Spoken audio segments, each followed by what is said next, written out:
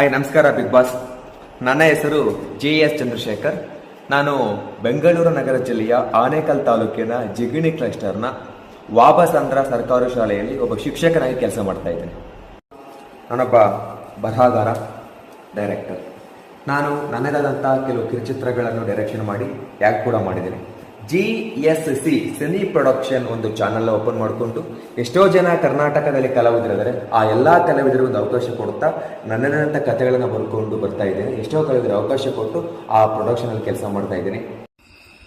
Basically ನಾನೊಬ್ಬ middle class ಹುಡುಗ ಆಗಿರ್ಬೋದು, ಅದಕ್ಕೆ ನಾನು ಕನಸು ದೊಡ್ಡದು. ನಾನೊಬ್ಬ ಬಡ ಕುಟುಂಬದಿಂದ ಬಂದ ವ್ಯಕ್ತಿ. ನನ್ನ ತಂದೆ ತಾಯಿ ಒಬ್ಬ ರೈತರು, ಒಂದು ಹಳ್ಳಿಯಲ್ಲಿ ಕೆಲಸ ಮಾಡ್ತಕ್ಕಂಥ ಜನ ನಾವು. ನಂದು ನೇಟಿವ್ ಬಂದುಬಿಟ್ಟು ಬಳ್ಳಾರಿ ಜಿಲ್ಲೆ ಕುರುಗೋಡು ತಾಲೂಕು ಪಟ್ಟಣಸಿರು ಗ್ರಾಮ. ನನ್ನ ತಂದೆ ಒಬ್ಬ ಬಡ ವ್ಯಕ್ತಿ ಆಗಿದ್ದರೂ ಕೂಡ ನಮ್ಮನ್ನು ಯಾವತ್ತೂ ಕೂಡ ಬಡತನ ತೋರಿಸಿಲ್ಲ. ನನ್ನ ಕನಸು ಏನಪ್ಪ ಅಂದರೆ, ನಾನು ಏನಾದರೂ ದೊಡ್ಡ ಸಾಧನೆ ಮಾಡಿ ನನ್ನ ತಂದೆ ತಾಯಿಗೆ ತಕ್ಕ ಮಗ ಆಗಬೇಕನ್ನೋ ಒಂದು ಆಸೆ ಇದೆ. ಜೊತೆಗೆ ಈ ಎಲ್ಲ ಕಾರ್ಯಕ್ರಮಗಳು ನೋಡಿಕೊಂಡು ನಾನು ಸಾಕಷ್ಟು ಅವಾರ್ಡ್ ತೊಗೊಂಡಿದ್ದೀನಿ. ಒಂದು ಮೈ ಭಾರತ್ ಅವಾರ್ಡ್ ತೊಗೊಂಡಿದ್ದೀನಿ, ಜೊತೆಗೆ 5 ಟೈಮ್ ಸ್ಟೇಟ್ ಅವಾರ್ಡು, ಒಂದು ನ್ಯಾಷನಲ್ ಅವಾರ್ಡ್ ತೊಗೊಂಡಿದ್ದೀನಿ, ಒಂದು ಇಂಟರ್ನ್ಯಾಷನಲ್ ಅವಾರ್ಡ್ ಕೂಡ ತೊಗೊಂಡಿದ್ದೀನಿ. ಸ್ಪೀಚ್ ಮತ್ತು ಡಿಬೇಟಲ್ಲಿ ಸಾಕಷ್ಟು ಕಷ್ಟಪಟ್ಟಿದ್ದೀನಿ.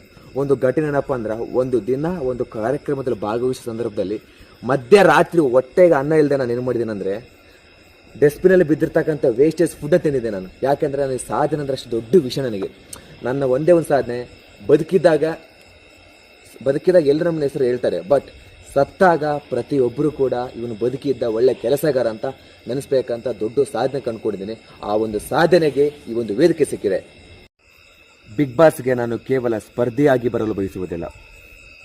ನನ್ನ ವ್ಯಕ್ತಿತ್ವ, ನನ್ನ ಹೋರಾಟ, ನನ್ನ ಸೃಜನಶೀಲತೆಯನ್ನು ಹಾಗೂ ನನ್ನ ನಿಜ ಜೀವನದ ಕಥೆಯನ್ನು ಕರ್ನಾಟಕದ ಜನರ ಮುಂದೆ ಇಡಲು ಬಯಸುತ್ತೇನೆ. ಇದೊಂದು ಒಳ್ಳೆಯ ಅವಕಾಶ ಬಿಗ್ ಬಾಸ್. ದಯಮಾಡಿ ನನಗೊಂದು ಒಳ್ಳೆಯ ಅವಕಾಶವನ್ನು ಕಲ್ಪಿಸಿಕೊಡಿ.